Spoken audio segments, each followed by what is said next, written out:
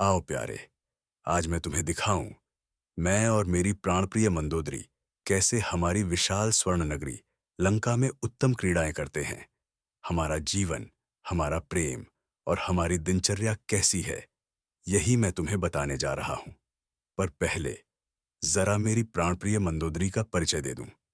तुम पहले यह समझो कि मंदोदरी का अर्थ क्या है। मंदोदरी का अर्थ होता है कोमल, उदर वाली स्त्री या कृशोदरी। लेकिन मेरे लिए मंदोदरी का अर्थ है पवित्रता, प्रेम और पतिव्रता, धर्म का प्रतीक।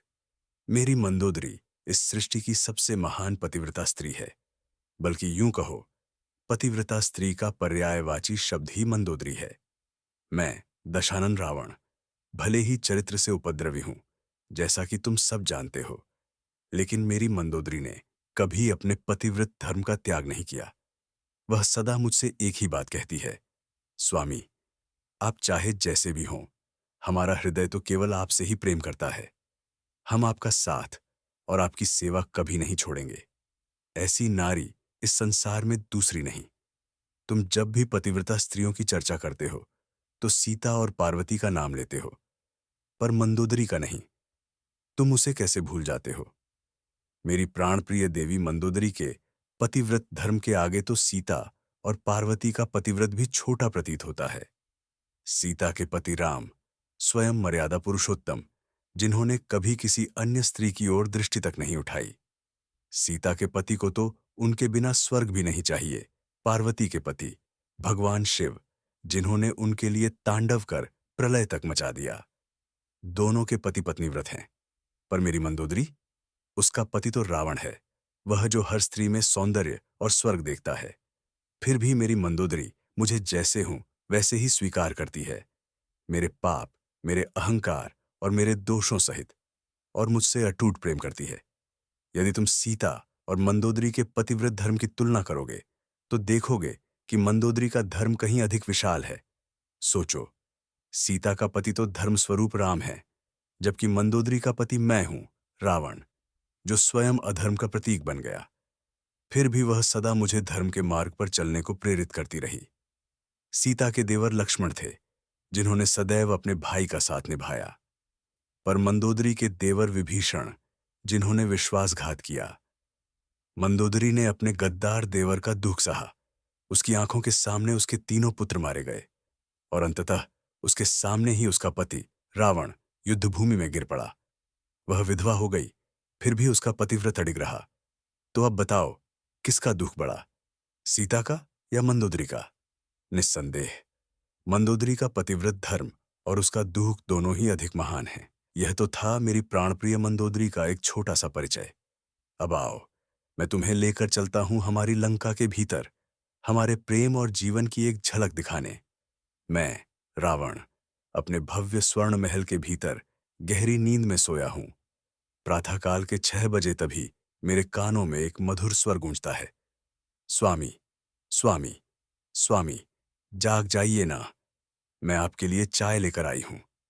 मैं धीरे से आंखें खोलता हूं, तो सामने अपनी मंदोदरी का सुंदर मुख देखता हूं। वह मुस्कुराती हुई मेरे पास खड़ी है। वह अपने कोमल हाथों से मुझे चाय पिलाती है, और हम दोनों कुछ मधुर बातें करते हैं। इसके बाद मैं स्नान, ध्यान और नित्य कर्म कर भगवान महादेव की पूजा में लग जाता हूं।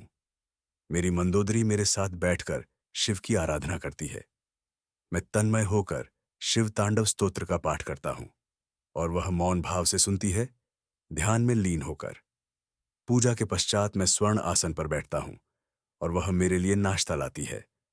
1000 अंडों का ऑमलेट, 1000 लीटर गौमाता का दूध, 500 किलो चना और 100 किलो गुड़। वह प्रेम पूर्वक मुझे खिलाती है, और उसके मुस्कुराते चेहरे को देखकर मुझे अपार आनंद मिलता है। फिर जब मेरा मन थोड़ा प्रेमिल हो उठता है, तो हम दोनों लंका की बालकनी में बैठते हैं। सामने विशाल सागर लहरों से खेलता है।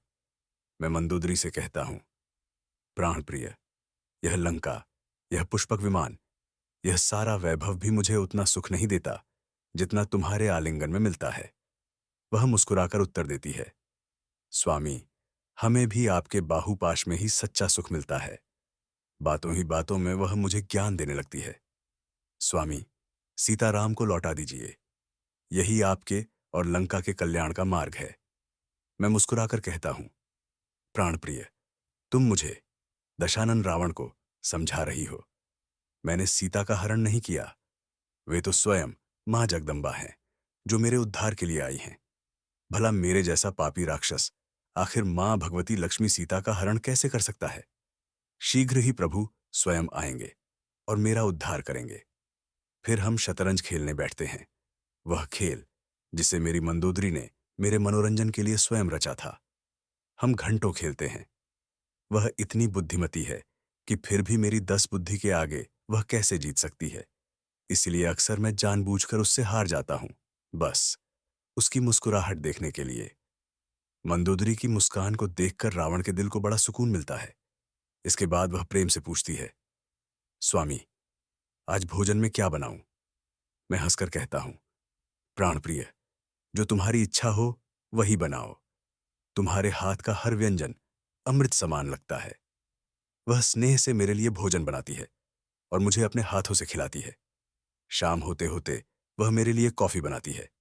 हम दोनों साथ बैठकर हंसी मजाक करते हैं, बातें करते हैं।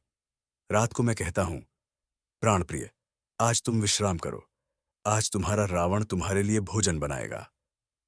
फिर मैं प्रेम पूर्वक उसके लिए लच्छा पराठा, छोले पनीर, रायता और मूंगफली सलाद बनाता हूं। वह मुस्कुराती हुई मुझे रसोई में खाना बनाते देखती रहती और मैं उसे बड़े ही प्रेम से अपने हाथों से भोजन खिलाता हूं।